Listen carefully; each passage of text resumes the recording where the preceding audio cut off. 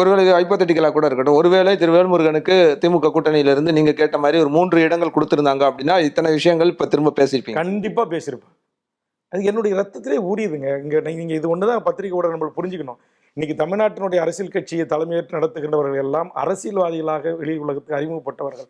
நான் ஒரு தமிழ் தேசிய இந்திய ஒன்றியத்திடமிருந்து இந்திய ஒன்றியத்தினுடைய ஆதிக்கத்திற்கு, சாதி ஆதிக்கத்திற்கு, மத ஆதிக்கத்திற்கு எல்லா அதிகாரங்களையும் குவித்து கொண்டிருக்கிற ஒன்றிய அதிகாரத்திற்கு எதிராக ஆயுதம் ஏந்தி போராடி பிறகு ஜனநாயக பாதைக்கு திரும்பி இங்கு ஒரு குறைந்தபட்ச ஒரு மாநில அரசுகள் தீர்மானிக்கக்கூடிய ஒரு மாநில சுயாட்சியுடன் கூடிய ஒரு தன்னுரிமை கொண்ட ஒரு தமிழர் தேசம், காவல், இராணுவம், பண அச்சடிப்பு, வெளிவிவகார கொள்கை போன்றவை ஒன்றிய அரசு கையிலே வைத்துக்கொண்டு மீதி எல்லா அதிகாரங்களையும் மக்களால் தேர்ந்தெடுக்கப்பட்ட அந்த மாநில அரசே அந்த அதிகாரத்தை செலுத்த வேண்டும் என்கிற கோரிக்கையை முன்வைத்து தேர்தல் அரசியலுக்கு வந்தவர். ஆக நான் சராசரி அரசியல்வாதி இல்லை.